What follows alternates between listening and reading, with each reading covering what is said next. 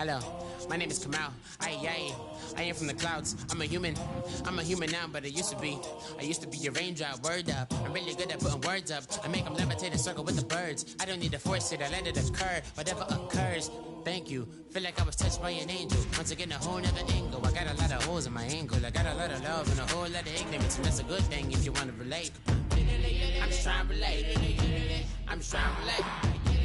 I'm just trying to relate. I'm just trying to relate.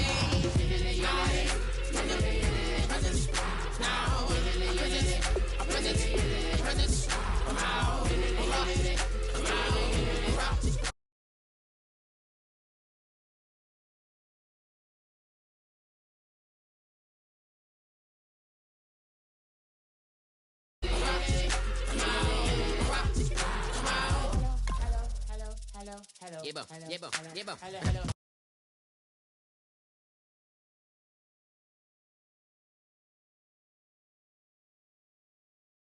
With an M, I get down like gravity, rackety rappers and raps rapidly follow the rapid into the rapids of being rapping and rap.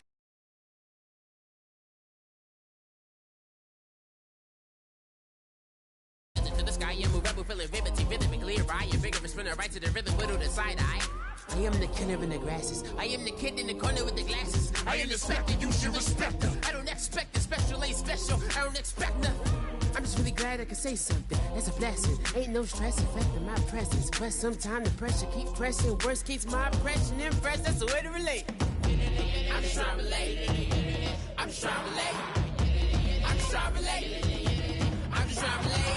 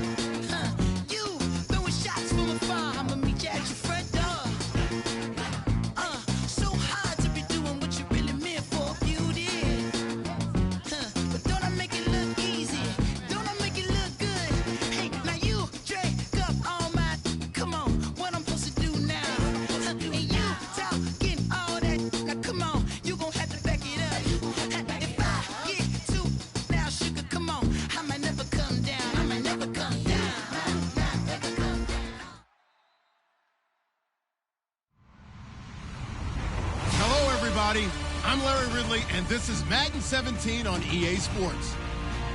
Some adverse conditions greeting both teams as they take the field in what will be a very wet stadium. Rain is falling, and it's going to be interesting to see just how heavily it factors into this game. It's the Seahawks going up against the Bears. So let's send you up to Chicago, where we'll say hello to Brandon Guyton and Charles Davis. All right, thank you much, Larry. EA Sports coverage of the NFL brings us to one of our favorite spots, venerable Soldier Field in Chicago. Today, we've got a Week 13 matchup for you here between the Seattle Seahawks and the Chicago Bears.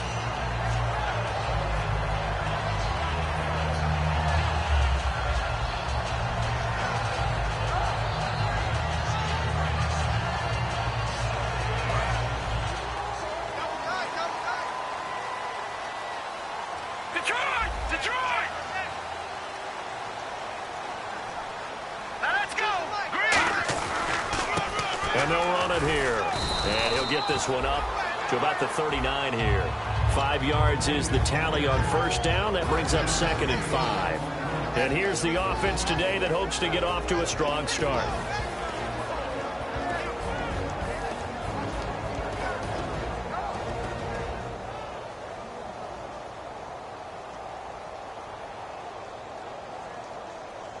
Five yards left for the offense. It's 2nd down.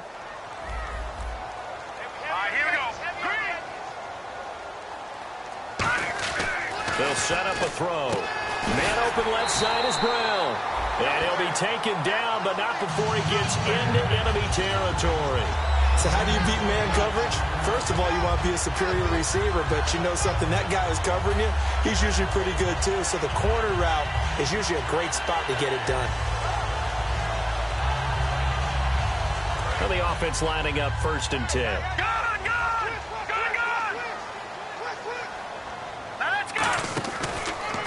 And they'll go with a ground attack here.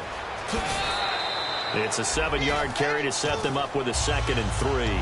Some runs are blocked so well, you almost forget that someone has to carry the ball to gain the yardage. The leverage by the offensive line to create space up front, really well done. He'll look to throw. And he's got his man on the out route. Well, we saw the practice film this week. They wanted to focus on these intermediate passing plays, and it paid off there. And they took that focus not just to the practice field, but in the film room to show the guys exactly what they wanted, what types of looks they should expect to get, and how they would beat those coverages each and every time, and it paid off on that play. Now Howard. Touchdown, Chicago! Jordan Howard with touchdown number 7 on the year. And the Bears have taken the early lead. So they get the ball on the opening drive. They take it in for the score. And how about setting the tone right away? Everyone talks about wanting to do that, but you always hear it in every locker room. First 5 minutes of the game, who's going to set the tone? Who's going to take control? Guess who just did? Well, now on the next drive, when you score that quickly or you're scored that quickly against, probably feel like you need to respond.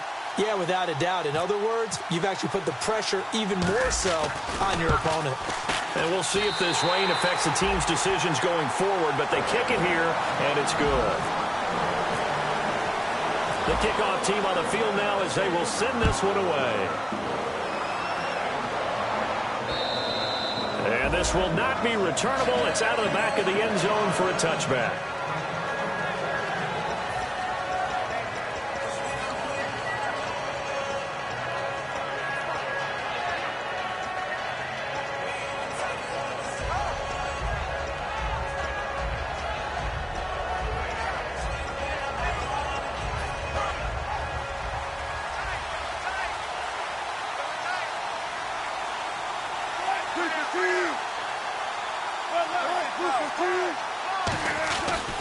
Here's Thomas Rawls with his first carry. And he'll go down right at the 30-yard line. 5 yards on the carry. Good pickup on first down. The starters for the Seahawks of Seattle on the offensive side. Charles, they could use a big game from Thomas Rawls. And they really loved what they got out of him last year because an undrafted player is not supposed to give you nearly 6 yards to carry in production. And that's exactly what he did. They need a big game out of him, and they expect it. The intended target, Doug Baldwin. And it's 3rd down. Partner, your thoughts on this D-line? I love a unit that can control the run and get after the passer. This is an all-around terrific defensive front. Hard to move the ball against them on the ground, and then when you want to throw it, look out. Here they come after the quarterback. And he couldn't hang on to it through the contact. Incomplete. Whenever I see a drop like that, I have to kind of take a step back and check myself a little bit.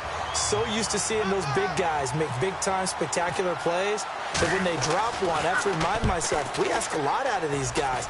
Block and catch the football, not easily done in today's NFL. So possession goes over here on the punt, and the Bears take over. And now Chicago getting ready to go as they take the field. And they will simply, Charles, be looking to duplicate what they did last drive when they were able to push it in for 6. And they hope it'll be that easy, right? To be able to take exactly what happened before, replicate it. They may have to make a few additional changes along the way because I'm sure the defense will make some adjustments, but they've got to have great confidence having scored the last time out. Call it no gain on the play, and it'll be 2nd down. Great play there off the end. Question, Charles, in a 4-3, you hear about the D tackles a lot. What's the role of the ends? What they want to do is control the edges of the defense. And you always hear about an offense talking about setting the edge in the running game. Well, the defense wants to do exactly the same thing. And the defensive end, often against an offensive tackle, sometimes a tight end, they can't let themselves get hooked and let a running back get outside. Because if they do that, that hurts the integrity of the defense overall. My man, the encyclopedia.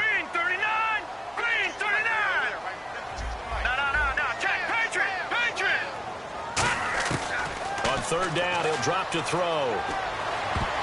And he can't hang on to it.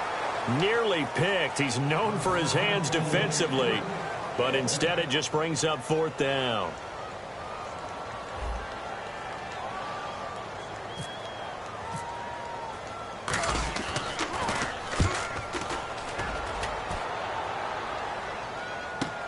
Returnable for Lockett. A good return there, 17 yards. And it'll be Seahawk football, 1st and 10. The Seattle offense now set to come back out on the field. And the last drive, their first drive, 3 and out.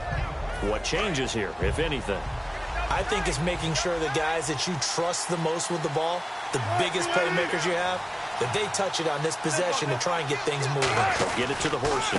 Without a doubt. They're the ones that typically end up in the end zone. He'll get a nice chunk there on the first down run, and it's 2nd and 4. First play of the drive, let's give credit all around. Excellent blocking, but the guy carrying the ball, he was the finisher. A really nice run. On 2nd down, Wilson. And a quick throw here, that's complete. And he'll be brought down at the 48-yard line. It's a 7-yard gain there, and it's good enough to move the chains. An ex-teammate used to tell me all the time, I hate experienced quarterbacks because no matter what, you really can't hide what you're doing. And I think that right there, he knew right away where the blitz was coming from, where his primary guy was going to be, and he ended up going to a secondary target for a nice game. I was just going to ask you, that wasn't the primary target.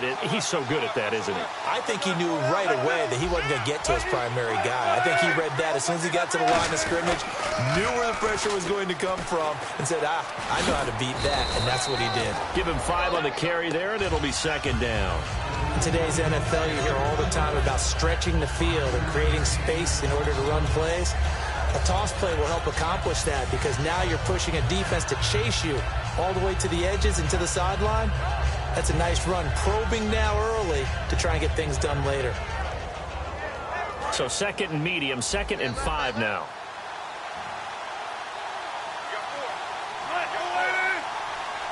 They come out here in the eye.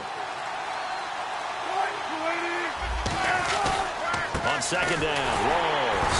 And this time he's not going anywhere. They'll get him down right at the line of scrimmage. They'll lose a yard, and it brings up 3rd. The evaluation process in today's NFL does not take into account as much bulk as it does speed. And that's what we're seeing with the linebacker position. Those guys that can run, they can play at any spot because they can make plays on the opposite side of the line of scrimmage.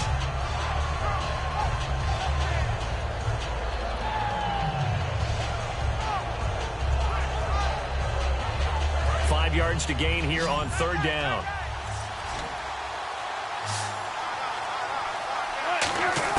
Here's Wilson to throw. And he's got his man in stride, complete. And he is going to lose yardage here. Losing 2 yards that time, and now it's 4th down. Well, I know it goes against the instincts of the person catching the ball because all you're ever taught is catch the football, don't drop it. But drop it there. Yeah, in that situation, dropping it would have been better. End up losing yardage, even though they completed the pass. As good as a sack. Yeah, how about that? Although they won't get the same credit for it, and it won't help them at contract time. And this one's out of bounds. Should be inside the 10, I think it is. At the 6-yard line. Onto the field now come the Bears. And on the last go-around, they really couldn't get anything going. They had to punt from deep inside their own territory, which means you're going to lose the field position battle as a general rule. What they're looking for now is a little more consistency. Move the ball at least a few times on offense. And I think the ball's out, but this will get out of bounds, so possession will stay the same. And I have to admit, partner, that I've often thought that I don't like this rule, where the offensive player fumbles the ball, it goes out of bounds, and they get to keep it. That's just because you're a defensive guy. That's why you don't like it. Yeah, you're right. It is a slanted view, isn't it? But this is where, for the offensive team, the sideline is their friend. Usually it's not their friend. Yeah, exactly right. I actually played for a guy in college. You know what he used to name the sideline? Sammy. Sammy sideline, and use him well. 17 yards on the pickup there. The drive will continue. It's a 1st down.